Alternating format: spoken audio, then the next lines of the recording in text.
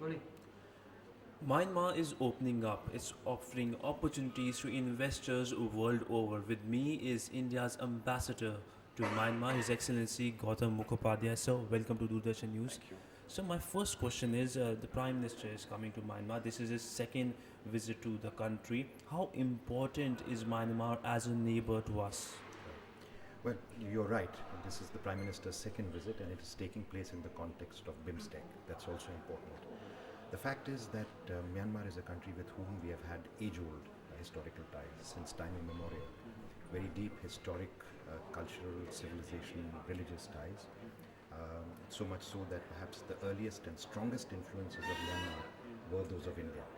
And of course, then we had a continuing linkage during the period of the British rule, where Myanmar was, for most of its period under British rule, governed from India, as also the struggle for independence. So that when both nations came onto their own in the 1947 and 1948, we had a very common platform in the way that we looked at India and a very common cultural background. BIMSTEC also, in a way, helps bring together these cultures that were not previously divided by boundaries and the harder boundaries of present times.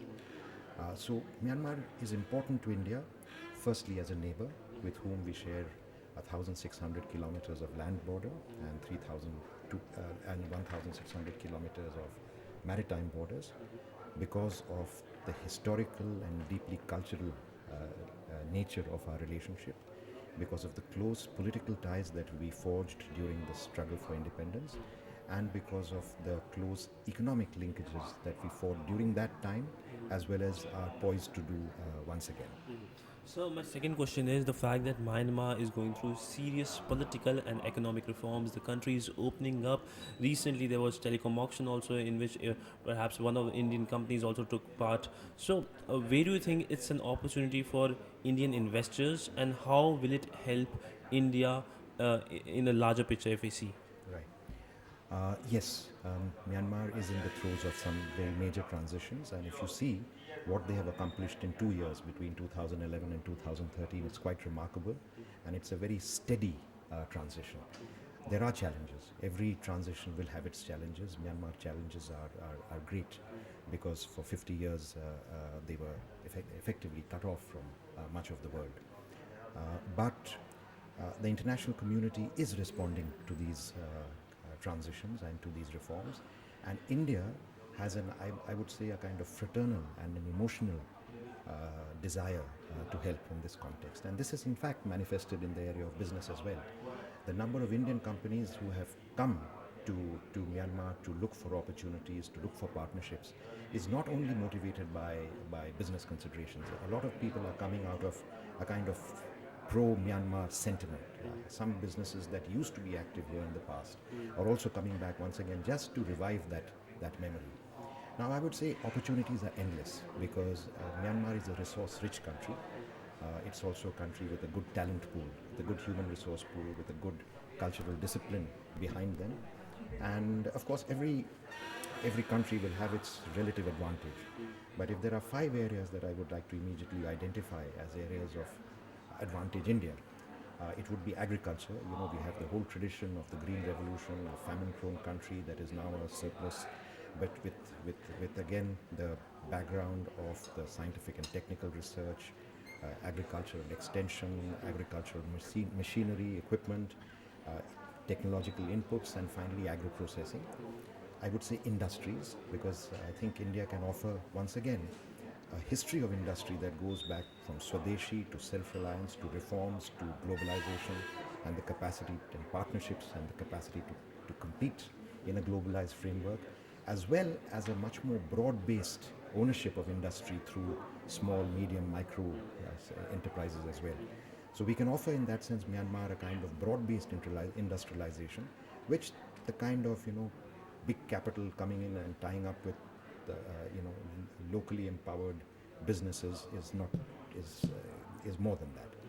A third area is the whole area of English language based education, training, and skills development. You know, as Myanmar reforms, it needs capacities in these areas. It needs its human resource trained in these areas and capable of responding to market demands in these areas. And India, once again, thanks to the period before the 60s, has had a very strong education relationship with Myanmar. The fourth area is the whole area of economic reforms. Our economic reforms, led by our own Prime Minister, is at least one cycle ahead of Myanmar, and the conditions from which we embarked on reforms are not that different. And finally, there are a whole series of services and also specific industries. The services, I think the two that I would highlight where India has an advantage are IT and health. And these are two areas I think there's tremendous capacity, scope for medical treatment in India, which will be much cheaper for Myanmar patients. And of course, the IT industry, both in terms of skills development as well as in terms of business as they grow. There are also, very specifically in the industries, there is a desperate need for power. Indian power companies are responding. There's a desperate need for construction equipment. Indian companies are looking at opportunities for investing in cement here. And in the specific industries, textiles market has opened up. They have GSTP for Europe now, so there's an export market that Indian textile industrialists could look at. There is the pharmaceutical industry, which has a very good reputation here. And I think a whole area of light industries and assemblies for heavier industry is possible for India. So specifically now talking about economic relations, we know lots of Indian companies, as you just talked about the fact that lots of Indian companies are ready to invest in this country since the country is opening up. How about India getting an economic benefit because of Myanmar opening up, specifically the northeastern part of India? Right. So, I think the basic terms of reference right now would be that Myanmar is a resource-rich country. So that's an offer, that's an opportunity for India to benefit. Take, for example, timber. We import a lot of timber. But now they also want to value add and industrialize. So we can help in that capacity. So in a way, we need their resources, but they need value adding. We can have both by having the resources and having value added resources. It's also true not just in terms of forest resources or primary resources, it's also true in terms of agriculture. Two of our largest items of import are beans and pulses. Now, once again, there is scope for sorting, for processing, for packaging, for marketing, and marketing not only for the Indian market but also for global markets. And you may remember that very recently one of our chambers had organized actually a kind of Africa Asia business meeting with a specific focus on Myanmar to be able to give an opportunity for Myanmar to. So, India has been doing that. As far as the Northeast is concerned, we have been working, if you see the visits and things that have taken place in the last 9 months, you will see that we have invited two chief ministers from the border regions to Manipur. Two chief ministers from our northeastern states have been here. Another has been invited to come here. There is a lot of movement of business people and regional ministers now for regional trade events in the northeast. A lot will depend on what are the resources that either side has. Clearly, for Myanmar at this moment, the resources are mainly agricultural and resource related. As far as India is concerned, Manipur is a very good example. It's an example that can also be followed by others. That, for example, Manipur has medical, health, diagnostic, as well as education facilities, again English language, which are of interest to Myanmar. In Nagaland, for example, they have set up cement factories which can export cement to Myanmar. In Mizoram, I think there's a tremendous possibility for replicating or at least giving examples that can be tested out in the Chin state, the adjacent Chin state of Myanmar. So I think really one needs to look at the advantages or at the USPs of our specific states and build cross-border relations around that. And the good news is this, that both India and Myanmar are looking at each other in terms of what they can do in terms of cross-border trade, cross-border development, and hopefully in due course cross-border investment as well. So Myanmar is a country rich with resources, oil, natural gas. India is a country, on the other hand, which needs energy, deficient of energy. We have always been looking towards the West. Now is it time to look towards the east, and how can Myanmar help solve India's energy supply problems? Very true. You know, if we look at our sort of energy imports, very little of our energy is imported from Asia. And there is definitely a case for looking east for our energy imports. I think one positive development is that Myanmar in recent years has announced a lot of blocks, oil and gas blocks, onshore as well as offshore, for tender.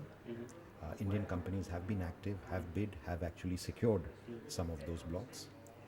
A new bid is in fact ready to be announced in a few days, perhaps, or a few weeks, which is for the 30 offshore blocks. That will be a big one. Myanmar is also assessed to be perhaps one of the 10th largest reserves of natural gas. Now, of course, there are both technical and political challenges in in in in carrying that gas to India.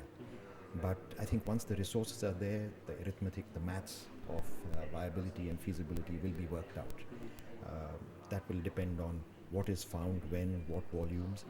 But what we have certainly tried to convey to the Myanmar side is that as you produce, their first priority is their own needs, because a lot of their current gas is already contracted for exports. And in the meantime, they need to grow, they need power, so they need to contract first for their own, they need to allocate first for themselves. But there will be a surplus. And as there is a surplus, there is a very steady, assured and growing market in India. And we can build a relationship based on a kind of stable relationship based on demand and supply for a long time. So my last and final question is the fact that will Indian investors start singing "Mere Piya Gaye Rangun Wahan Se Kiya Telephone" again? Well, I think that would be lovely. There was a line apparently in Three Idiots that talks about rubies from Mandalay. Oh, yeah. And, even a chance remark like that has had a big impact here. In fact, let me take this opportunity to suggest that Myanmar is a location that has not yet been explored by Indian film industry. It's you talk about it being a sort of virgin economic frontier, but it's also a virgin film frontier for our film industry. And Indian film is popular here. Indian film was even more popular here. There's every opportunity now to rebuild that relationship, do some film events, do some location shooting, bring some Bollywood glamour into to Myanmar, and revive this industry which used to be here. And there is also a large community of Burmese community of Indian origin who still preserve their culture, though of course they have adopted Myanmar as their state and as very loyal citizens to that state. So yes, I think there is an opportunity there, and I hope the song or the refrain that you just sang will be much more current. Okay, sir. Thank you, sir. So that was the ambassador speaking exclusively to Doordarshan News, saying that it's time to come invest in the Myanmar growth story. With camera person Puran Chandra Joshi, this is Siddhant Sibal, DD News, Naypyidaw, Myanmar.